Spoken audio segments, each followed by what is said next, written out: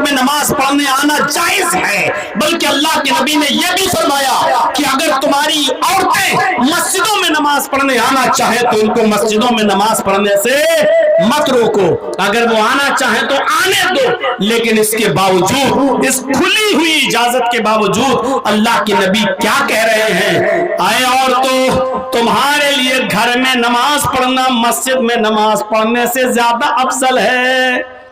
औरतें मस्जिद में आ सकती हैं नमाज पढ़ने, औरतें मस्जिद में जा सकती हैं नमाज पढ़ने। औरतों को अगर वो इजाजत मांगे अपने भाइयों से, अपने बाप से शादी से पहले और शादी के बाद अपने शौहर से, मैं मस्जिद में नमाज पढ़ने जाना चाहती हूँ, तो न शौहर को रोकने का हक है, न बाप को, न भाई को। मस्जिद में अगर नमाज पढ़ने जा रही हैं तो उनको मत रोको। अल्लाह के नबी ने कहा इजाजत दे दो, वो मस्जिद में नमाज पढ़ने जा सकती है।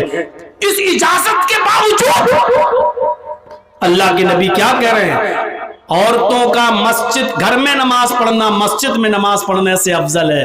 और जब अल्लाह के नबी ये कह रहे थे उस वक्त भी औरतें मस्जिद में नमाज पढ़ने आया करती थी, क्योंकि उनका अकीदा ये था कि हम नबी के पीछे नमाज पढ़ेंगे तो हमें कितना सवाब मिलेगा, हम मोहम्मद रसूलुल्लाह के पीछे नमाज पढ़ने का शर्फ हमें हासिल हो रहा है। नबी के इस हदीस के बाद, कहने के बाद कि औरतों का घर में नमाज पढ़ना मस्जिद में नमाज पढ़ने से अफजल है, ये कहने के बाद भी मेरे भाइयों, इसके बावजूद भी अल्लाह के नबी सल्लल्लाहु अलैहि वसल्लम ने इजाजत दी कि औरतें मस्जिद में आ सकती हैं और जाती थी।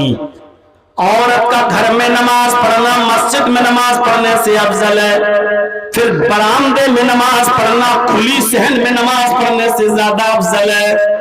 फिर घर के कमरे में नमाज पढ़ना, जहां वो अपने शौहर के साथ सोती है, जहां वो अपने शौहर के साथ रहती है, और रात में वो रूम बंद कर लिया जाता है, तन्हाई वाला रूम, बेडरूम जिसमें वो सोती है, उस बेडरूम में, उस कमरे में नमाज पढ़ना घर के बरामदे में नमाज पढ़ने से अफजल है। सब देख रहे हैं आप, तरतीब देखिए, तरतीब। औरत का अपने घर में नमाज पढ़ना मस्जिद में नमाज पढ़ने से अफजल है, क्योंकि वो मर्दों से दूर रहेगी। अब घर में भी नमाज पढ़ना है तो बरामदे में नमाज पढ़ना, सहन में नमाज पढ़ने से अफजल है, क्योंकि सहन खुला हुआ होता है, आंगन खुला हुआ होता है, और बरामदा घर के साइड में होता है, तो घर के बरामदे में नमाज पढ़ना सहन में नमाज पढ़ने से अफजल है। और फिर फरमाया घर के कोठे में, कमरे में, बंदरूम में, बेडरूम में, वहां नमाज पढ़ना बरामदे में नमाज पढ़ने से अफजल है, क्योंकि घर में भी लोगों का आना जाना लगा रहता है, खाला का लड़का, फूफा का लड़का, चचा का लड़का, कुछ भी हो, पर्दा तो है ही ना करती है वो अलग बात है, लेकिन एक लड़की को अपने चचा के बेटे से भी पर्दा है, खाला के बेटे से भी पर्दा है, मामू के लड़के से भी पर्दा है तो है। सोचिए, तो इसलिए इन लोगों का तो आना जाना लगा रहता है। जब औरत अपने बंद कमरे में और बंद रूम में नमाज पढ़ेगी तो जाहिर बात है कि इन लोगों से भी उसकी मुलाकात नहीं होगी। तो फरमाया कि औरत का बंद कमरे में नमाज पढ़ना खुले हुए बरामदे में नमाज पढ़ने से ज्यादा अफजल है, क्योंकि वो मर्दों से उतनी ज्यादा दूर रहेगी। ये शर्म हया बताइए औरत की।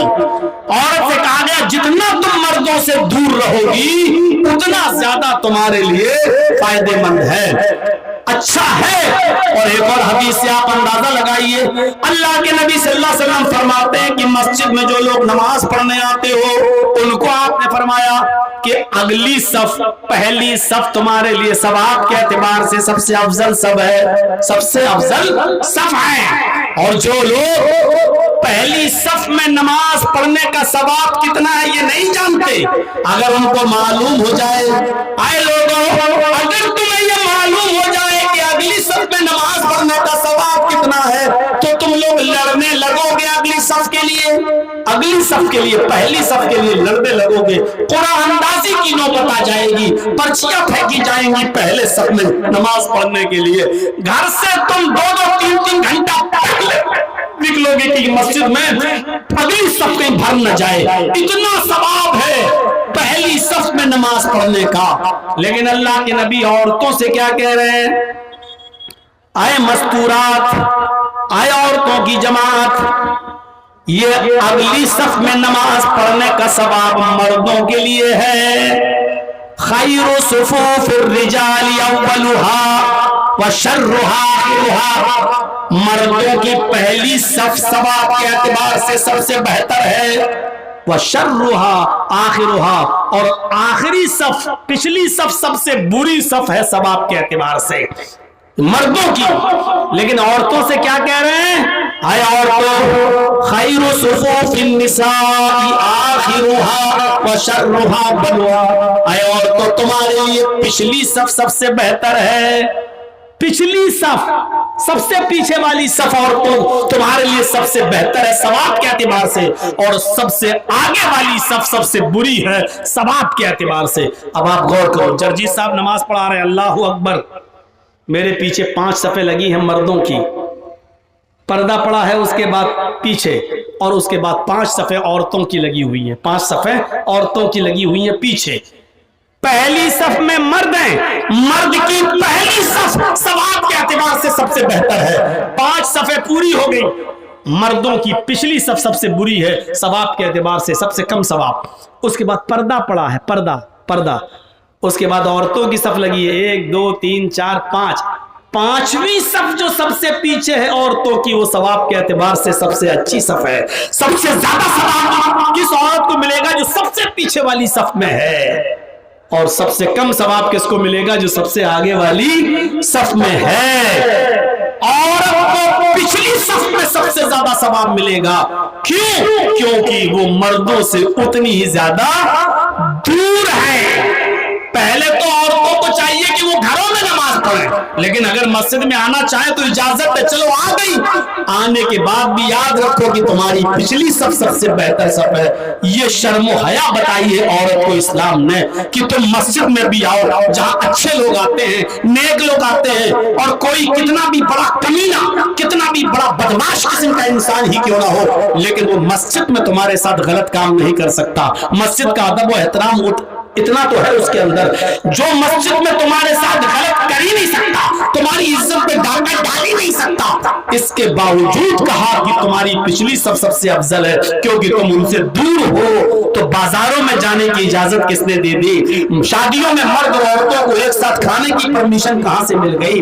اور 10 سال سے بڑی لڑکی کو کالج میں، یونیورسٹی میں لڑکوں کے ساتھ بیٹھ کر ایک ہی بینچ اور ایک ہی کلاس میں پڑھنے کی پرمیشن کہاں سے مل گئی؟ اور کالج کی کینٹین میں ایک ساتھ چائے پینے کی پرمیشن کہاں سے مل گئی؟ میرے بھائیوں، ان تمام چیزوں پر غور کرو۔ اللہ کے نبی صلی اللہ علیہ وسلم نے فرمایا شادی کے موقع پر بھی لڑکی سے زبردستی مت کہو نکاح قبول کیا، کہلوایا جاتا ہے نا، لڑکے کا نکاح ہونے سے پہلے لڑکی سے پوچھا جاتا ہے کہ فلاں لڑکے کے ساتھ تمہارا نکاح ہو رہا ہے، تم نے قبول کیا؟ کیا تمہیں لڑکا قبول ہے؟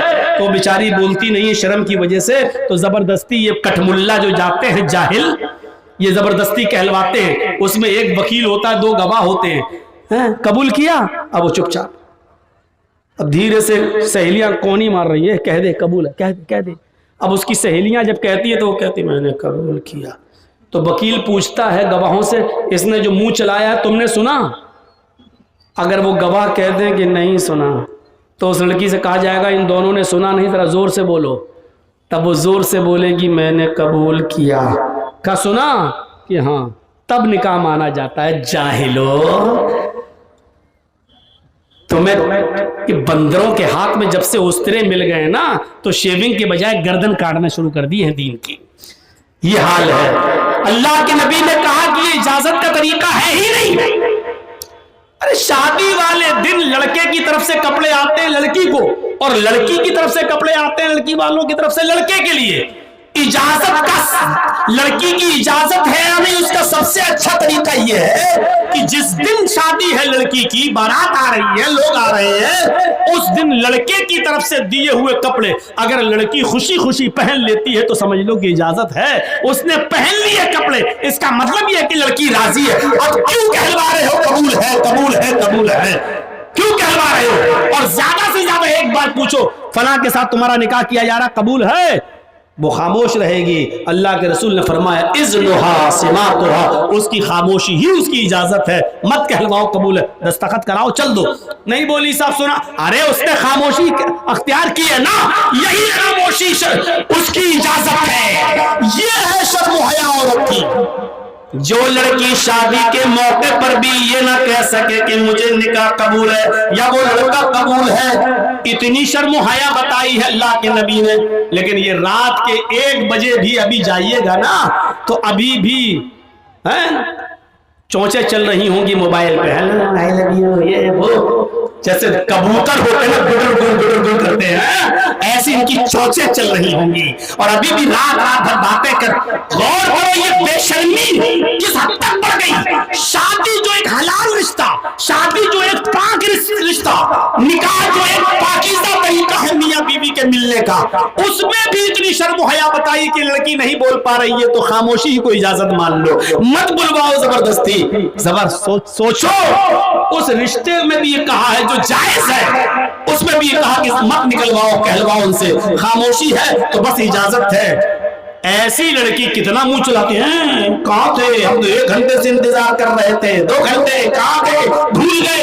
ये लड़कियां आज इस तरीके के जुमले अदा कर रहे हैं। शर्मो हया आज मेरे भाइयों नीलाम हो चुकी है। इसलिए हमारी माँ बहनों को चाहिए कि शर्मो हया का लिबादा ओढ़े। काफी है मेरे भाइयों 1.5 घंटे से ज्यादा की ये तकरीर और ईमान के ये 3 दर्जे जो मैंने आपके सामने रखे हैं। हम 10 मिनट आपके पास बैठेंगे मेरे साथियों, इस इदारे के लिए जो बड़ी मेहनत से यहाँ के असातिज़ा ने चलाया है, और अल्लाह करे कि इसको किसी की नजर न लगे और ये इदारा दिन दूनी रात चौगुनी तरक्की अता फरमाए, हासिदों के हसद से बचाए। मैं वैसे चंदा बंदा करता नहीं हूँ, लेकिन आपके इस इदारे के लिए 10 मिनट में बैठा